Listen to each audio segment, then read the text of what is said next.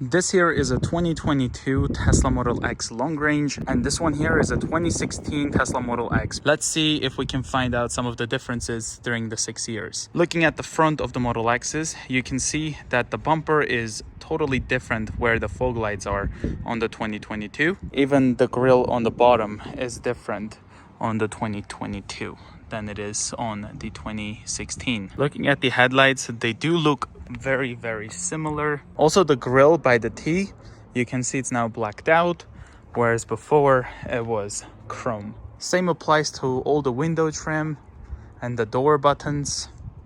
It used to be all chrome. In 2022, there is a side camera, whereas this 2016 does not have one. This is also lacking any dash cam or Sentry mode. It also does not have any Netflix, YouTube, all of those entertainments that you can do, but it does have a web browser. The Autopilot cameras are much more limited than it is on this 2022 Model X. It is much larger. The wheels have changed over the years. When I ordered this Model X, it was supposed to come with silverish wheels, and then later on it was upgraded to this blackout looking wheels. The blackout continues here at the back. It's chrome on the 2016. Bumper looks pretty similar, but it is different. The diffuser, for example, it says Model X here, it says nothing on that one. Spoiler looks pretty much identical. This is what the key looks like on the 2016. Let's hold the back to open up the charge port. You have this kind of like a glowing charge port. The windows on this key is much different. It's not chrome, it's like blacked out. Let's hold this to open the charge port. There we go. And this one just has a little T here that lights up just like the Model 3 and the Y. I do have a case on my key fob that I got from the Tesla shop. 2 presses on top of the key fob will unlock the vehicle.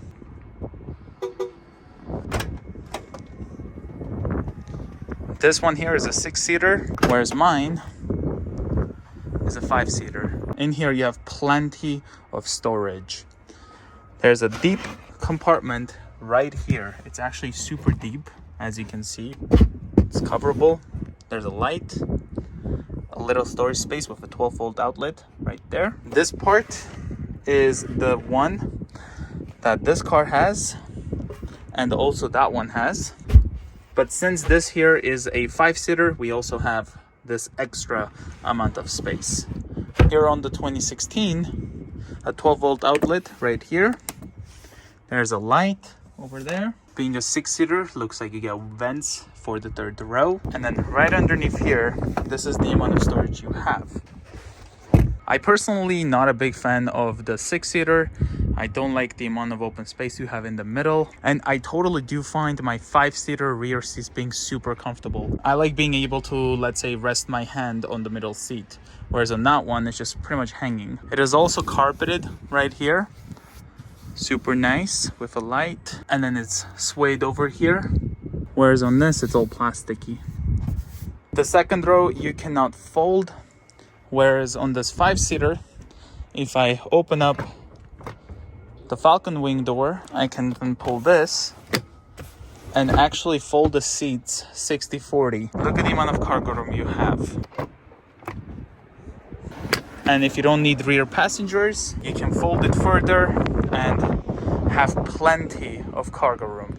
This is why I love the 5-seater. If I really needed the seats in the back, I would go with the 7-seater. However, being the 6-seater, you do get automatically controllable seats. So you can move it forward all electronically. Model X, same on the 2022. This has like piano black for the rear, but this one here is like a soft black material, and both of them do not have any rear pockets behind the seats. And at first I didn't know this, and just imagine how much room this thing does not have. The Model X, you cannot have any door pockets because the doors go up and everything will fall down, and then you sit in here and there's literally nowhere to put anything.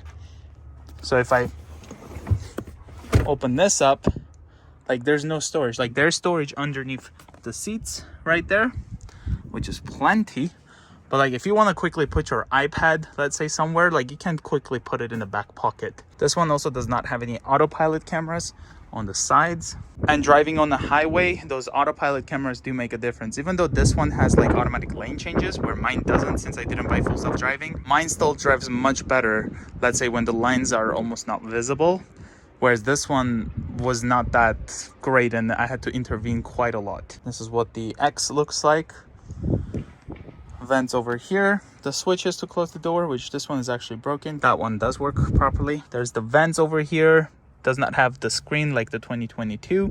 2 USB ports. Pushing this opens up 2 cup holders.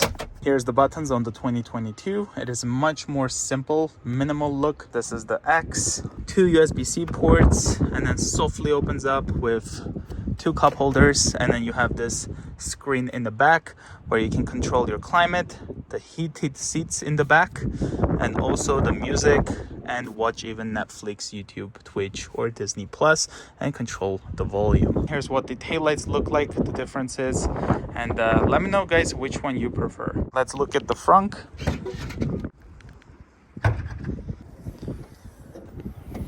Have the washer fluid spot right here.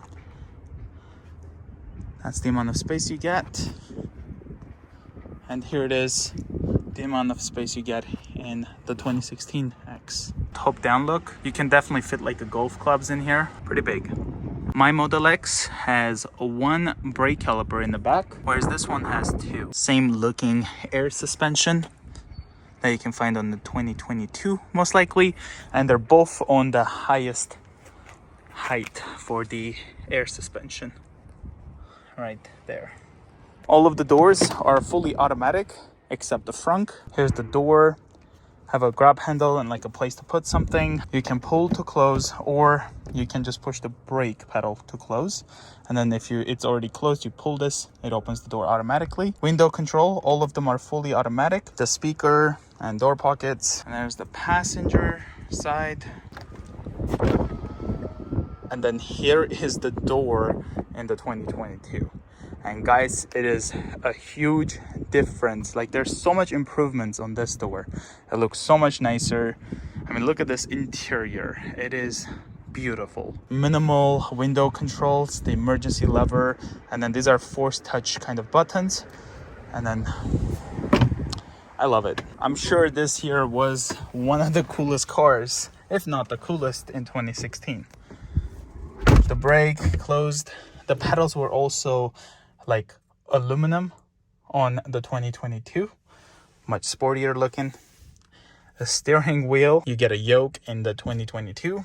Here's the dash. Not a big fan of this suede kind of material on the dash. This one does not have any autopilot camera. Pretty much the same looking windshield. Turn signal stalks, wiper controls, steering wheel adjustment, and then you have the autopilot right over here. And then this is to pretty much change the gear that you're currently in. It's pretty much out of a Mercedes vehicle. Hazards button, you have the vents right there. This screen here, you could potentially customize like this just a little bit. You can't on the 2022. Here's the controls. You can control all the Falcon wing doors. It is a night and day difference when you have a horizontal screen. I find this screen distracting, especially if I'm trying to adjust my climate control. Like this is the road I'm driving, and then I have to look all the way down here. We have call, calendar, camera. It's just a backup camera, energy, charging, web, and then entertainment. You have all of these right here. Toy box with all of the stuff, and the Model Xmas much longer on this 2016 than it is on the 2022, and they are not the same. So even though this has like the newer update, this Model X still has the original Model X light show, which is pretty cool. You have home link, profiles, lock and unlock nicely located here. On the newer ones, you have to go through like vehicle settings, and then you hit lock. We need a lock easily accessible somewhere here on the top so the driver can get in and just quickly touch and lock the doors. It's even on this one. When you come back in the car and you have all your side cameras, all that stuff on, it is confusing how to lock your car quickly. Anyone can push the button and open the door. Over here, some storage space, and then opening this up. This is quite deep. 2 cup holders. Opening this up, more storage space, 2 USB ports, 12-volt outlet, and then the one is already connected for a charge port. This does not open up in 2 cup holders. If there's a cup here, I kind of hit it like this, you know? So yeah, I definitely do not like having a cup holder here. So most of the time it was covered like this. I'm keep hitting the cup like this. This here is a button for the glove box, and you can still put a pin on this one. Even though it's a physical button, you can have a pin, so once you press, it will actually still not open up until you type in the pin on the screen. Here's the vehicle controls. You can still open and close all the driver door, every door pretty much. Seats, you can control the seat to move forward, just like that. Pause it and then put it back. Suspension, again, we're on very high, and I think it's 22 centimeters. Lights, driving, autopilot, vehicle settings. There's all the functionality, display, and we have trips, navigation, safety and security, and service, software. So a lot of things are pretty much not here on the 2016. I do still have to return this loaner vehicle to pick up my Model 3 from service. And I thought this is a really good review for you guys trying to know, should you order a brand new one or should you get this one, and try to compare you the difference. It's been over a week since I've returned the Model X loaner, and you can see some of the things are super changed on this X, which looks beautiful. Thanks to T-Reps for sending them out for me to put up on my Model X. I think it turned out amazing, as you can see. Steering wheel wise, I'm happy with the yoke. I think it looks super cool. It's super futuristic. I love it. This display is wonderful. It is super nice with animations and everything. Having this horizontal display over the vertical, this is what makes this car super nice versus the Model X loaner I had, the 2016. So this is the map. Right now we're on Mars. Okay, this is your music player. Sentry mode, recordings for the dash cam, those were all missing from that. Here's all of the other options for the suspension. This is it. Locks, lights, display, trips, navigation, safety,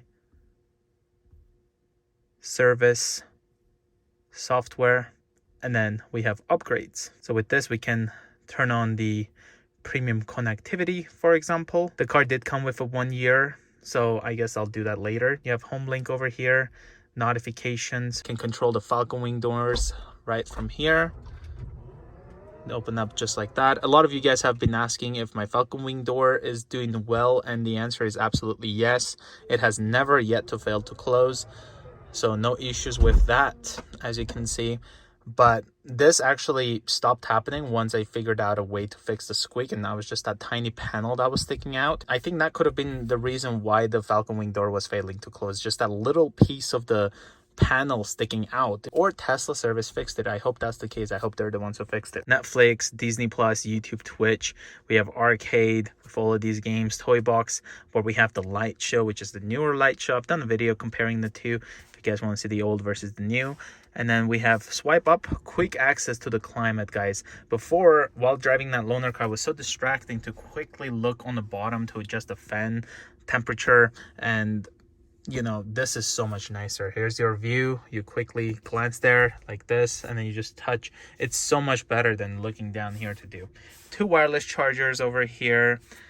Opening this up, there's 2 cup holders, which, by the way, this thing, like many cars, you can remove to clean. I removed this and I barely was able to put it in, and I did have to damage it a little bit, this rubber thing. Do not take this out, because if you take this out, it's not meant to be taken out, okay? That's just what I'm trying to say. So this right here, not a smart thing to take out. Some storage space right there, that slides away, more storage space. Pushing the cup holder in, there is a 2 USB-C ports, a 12-volt outlet right here, nicely covered, and you can just have it like this. And if you have a cable coming out, for example, and you don't want to kind of squish it. So like this, for example, you can just do this. Look, do you see how smart this center console is? Opening this up, it's all magnetic. Plenty of space. No any cup on my way of turning the steering wheel to hit. So much improvements that Tesla had with this car. That's super awesome. And from here, phone, calendar, messages, theater, arcade, toy box, browser, Spotify, radio, streaming, tuning, Sirius XM, Tidal. And one thing that's totally missing is the Energy app, and that's only accessible by using voice command for now. But it's still not as accurate. It doesn't show you how many estimated range you have, how many kilometers you have left. Show Energy. So as you can see, it is not showing like roughly, it's like it's missing that part. Do you see that? It's like it's not showing. It shows like the average watt hours, but it's not showing roughly how many kilometers you have left on the battery pack. Average range, but at least we do have this on the trip. You can kind of see how you're doing with the battery percentage that's going to be left. The glove box is here, no buttons, and you type in the pin and it will open. The door switch is much nicer, and then there's the interior camera. Overall, I love the new 2022 Model X. Thanks Tesla for refreshing and making this beautiful Model X and helping me to justify getting an X over a Y performance. I love this car. I'm happy that my Falcon wing door has been finally working properly. If you guys are new to the channel, consider subscribing. I'll see you guys next time.